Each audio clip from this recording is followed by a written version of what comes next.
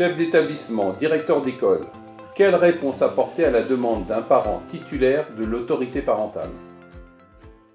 Les pères et mères exercent en commun l'autorité parentale. Ici intervient la distinction entre l'acte usuel et l'acte non usuel de l'autorité parentale qui permet d'assouplir le fonctionnement de l'exercice conjoint de l'autorité parentale. Si les actes considérés comme non usuels, les actes principaux de l'autorité parentale requièrent l'accord express des deux parents, à l'égard des tiers de bonne foi, chacun est réputé agir avec l'accord de l'autre quand il fait seul un acte usuel de l'autorité parentale relativement à la personne de l'enfant. Vous pouvez peut-être noter cet article, c'est l'article 372-2 du Code civil. La difficulté tient à ce qu'aucune disposition législative ou réglementaire ne définit l'acte usuel par rapport à l'acte non usuel et qu'il n'existe aucun classement de ces deux sortes d'actes de l'autorité parentale. Par conséquent, seule la jurisprudence nous renseigne sur le partage entre les uns et les autres.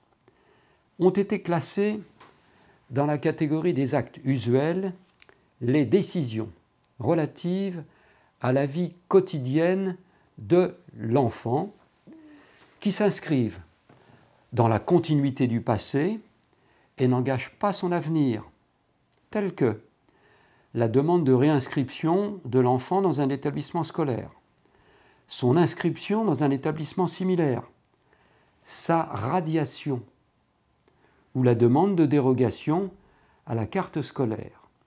Dans ces situations, l'administration, c'est-à-dire le directeur de l'école, le chef d'établissement, est réputé agir de bonne foi lorsqu'il répond favorablement à la demande d'un seul parent, dès lors qu'il peut présumer que celui-ci a l'accord de l'autre parent.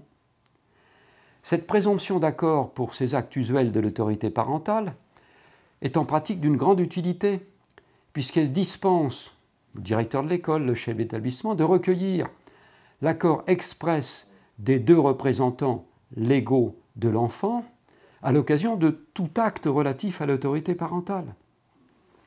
A contrario, les juges ont qualifié d'actes non usuels les demandes d'orientation scolaire de l'enfant ou d'éducation religieuse, ou bien aussi de passage d'un enfant à la télévision. Pour cela, les actes non usuels, les deux parents doivent être sollicités et donner tous les deux expressément leur accord.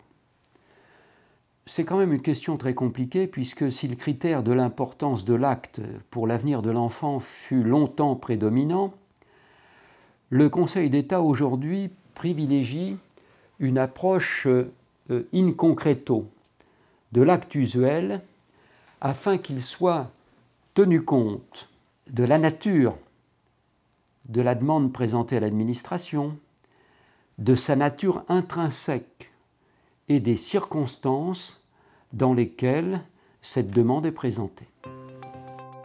Que se passe-t-il en cas de désaccord entre les parents? La difficulté est là. Vous avez bien entendu que si vous pouvez présumer l'accord de l'autre parent sur la demande qui vous est présentée, vous accédez à celle-ci. Si vous avez un doute sur l'accord de l'autre parent, vous n'y faites pas droit et vous recherchez l'accord express de celui-ci. Mais il se trouve qu'aujourd'hui, il n'est plus rare que le parent non demandeur qui exerce conjointement l'autorité parentale s'oppose à la demande faite au chef d'établissement ou au directeur d'école. Dans ce cas, lorsque vous avez connaissance d'un désaccord entre les parents, vous ne pouvez pas faire droit à la demande de l'un d'entre eux sans méconnaître les dispositions de l'article 372-2 du Code civil, car votre décision serait entachée d'illégalité. Ainsi, le désaccord exprimé par un parent empêche l'administration de faire droit à la demande de l'autre, qu'elle n'a pas d'autre solution que de refuser, qu'il s'agisse donc d'un acte usuel ou non usuel de l'autorité parentale. Depuis quelques années, des parents ont pris pour habitude de manifester explicitement, en début d'année, par lettre ou mail au directeur ou au principal du collège, la volonté d'être systématiquement associés à toutes les décisions concernant la scolarité de leur enfant et de se voir communiquer les choix scolaires le concernant. Par exemple, ses absences, ses jours d'inscription à la cantine, les examens médicaux.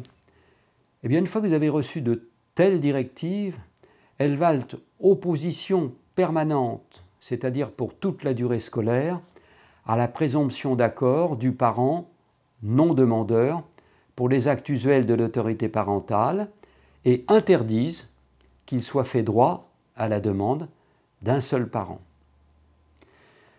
Dans le contexte exceptionnel de l'état d'urgence sanitaire au mois de mai 2020, après la fin du premier confinement, lorsque les parents ont eu le choix de remettre ou pas leurs enfants à l'école en présentiel, nombreux ont été les directeurs d'école confrontés à l'opposition entre les deux parents exerçant conjointement l'autorité parentale, dont l'un souhaitait le retour à l'école et l'autre s'y opposait.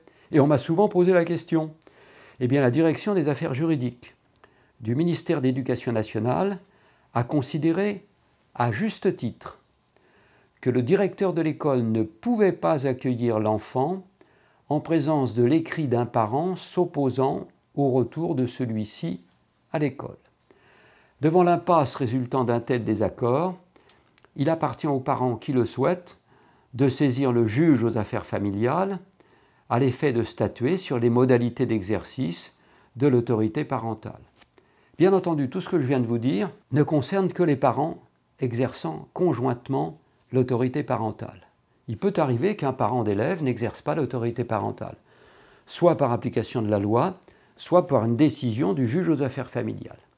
Dans cette hypothèse, s'il conserve le droit et le devoir de surveiller l'entretien et l'éducation de l'enfant, s'il doit être informé des choix importants relatifs à la vie de ce dernier, il ne peut formuler aucune demande ni aucune exigence.